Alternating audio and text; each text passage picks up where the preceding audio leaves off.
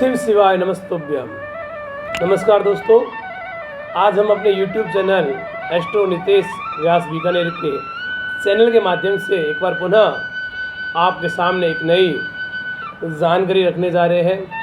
जैसा कि विदित है, अभी सावन मास चल रहा है और त्रयोदशी तिथि के देवता जो है काम देवता है और उसी दिन जो है प्रदोष का व्रत किया जाता है।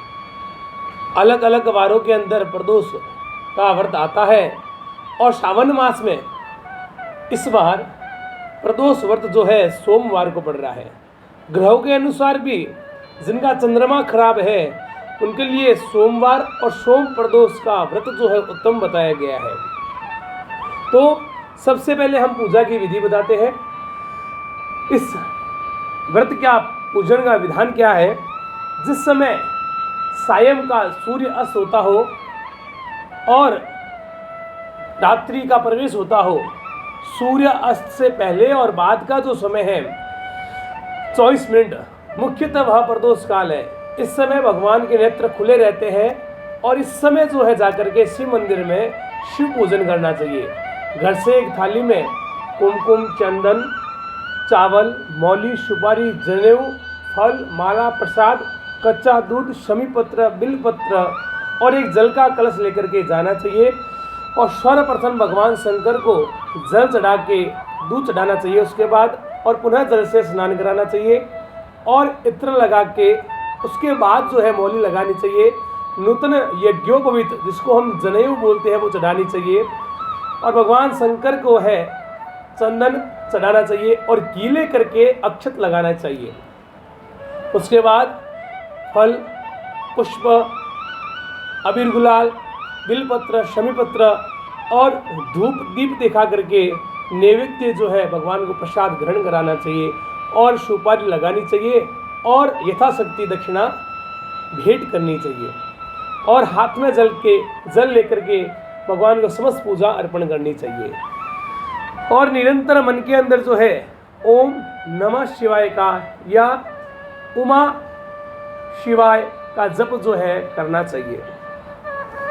भगवान जो है शंकर का ध्यान करना चाहिए। वंदे देव उमापति सुरगुरु, वंदे जगत कारणम, वंदे भग्नभूषणम मृगधरम, वंदे पशूनापतिम, वंदे सूर्य शशांक वहनिनयनम, वंदे मुकुंद प्रियम, वंदे भक्तजनाश्रियं च वरदं, वंदे शिवं शंकरम। ओम नमः शिवाय। इस प्रकार से भगवान का ध्यान करके ओम उमा सहित शिवाय नमः का जो है मंत्र 108 बार जो है जपना चाहिए। अब आते हैं हम इस कथा पर। तो सोमवार की जो त्रयोदशी आती है सायंकालीन, उस समय यह व्रत करना चाहिए। रविवार को जो प्रदोष आती है उसमें दीर्घायु की प्राप्ति होती है।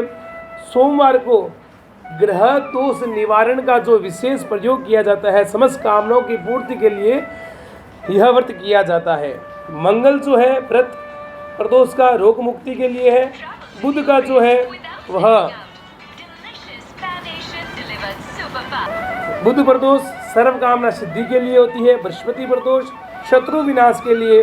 शुक्र प्रदोष सौभाग्य और स्त्री वृद्धि के लिए।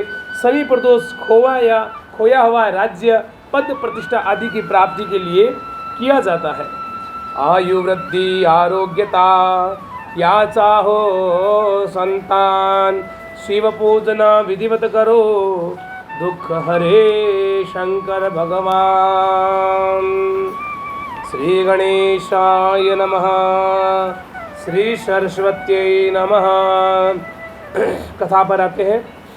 सूत जी बोले, हे ऋषिवरों, अब मैं सौम्य त्रयोदशी व्रत का महात्म्य बताता हूँ। इस व्रत के करने से शिव पार्वती प्रसन्न होते हैं। प्रातः स्नानादि कर शुद्ध पवित्र होकर के शिव पार्वती का ध्यान करके पूजन करे और अर्घ्य देवे। ओम नमः शिवाय मंत्र का जप करे 108 बार, जिससे कि दुख सागर में गोता खाता हुआ इंसान सुख के सागर में तैरने लग जाता है। कोई भी दशा से अगर वह पीड़ित है, ग्रसित है, तो वह उससे उस दशा में उसको अनुकूल फल प्राप्त होता है। और भगवान से प्रार्थना करनी चाहिए, हे प्रभु मेरी इस दशा में मुझे अनुकूल फल प्राप्त हो। इस समय सोनकादि ऋषि बोले, हे महाराज हमें ऐसा कोई वृत्तांत बताइए जिससे कि हमें जो है इसका फल और अधिक प्राप्त हो। सूत जी बोले, एक नगर में ब्राह्मणी रहती थी, पति का स्वर्गवास हो गया था और कोई भी उसका धीर धैर्य नहीं था, और वह सुबह होते ही अपने पुत्र के साथ मांगने निकल जाती थी और अपने पुत्र का पेट भरती थी।